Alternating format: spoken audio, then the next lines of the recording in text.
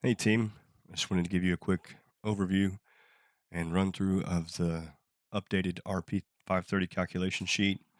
I've added some buttons and some automation to make the workflow easier.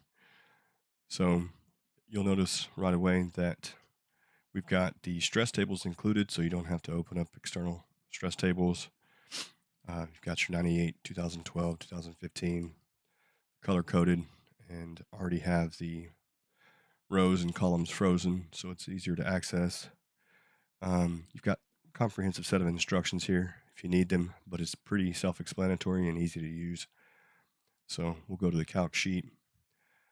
Basically what we're going to do is we're going to import the UT sheet by copying the path. So we'll use this one. It's the Pembroke 2 baseline. We're going to use the H1701 heater as an example. So we'll take the UT sheet after you've confirmed that everything's correct on it. We'll right click, copy as path.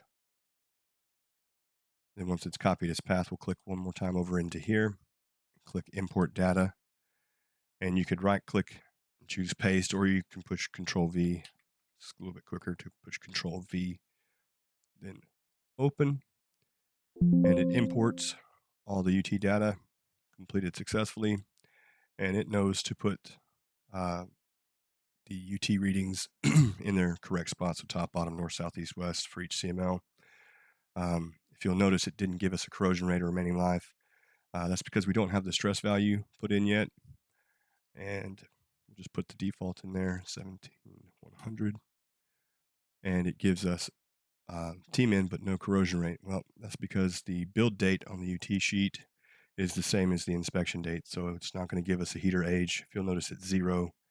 So it can't have a corrosion rate or remaining life because it's 0 for the heater age. But if you put a date anywhere before this, let's say 1, 1, 1, let's say 22, gives us a 3.46-year-old heater, and it calculates the corrosion rate and the remaining life here. So we'll put it back to what it was, 6, 17, 25. And so it brought in the customer, the location, the heater, the diameter, the pressure, everything, right?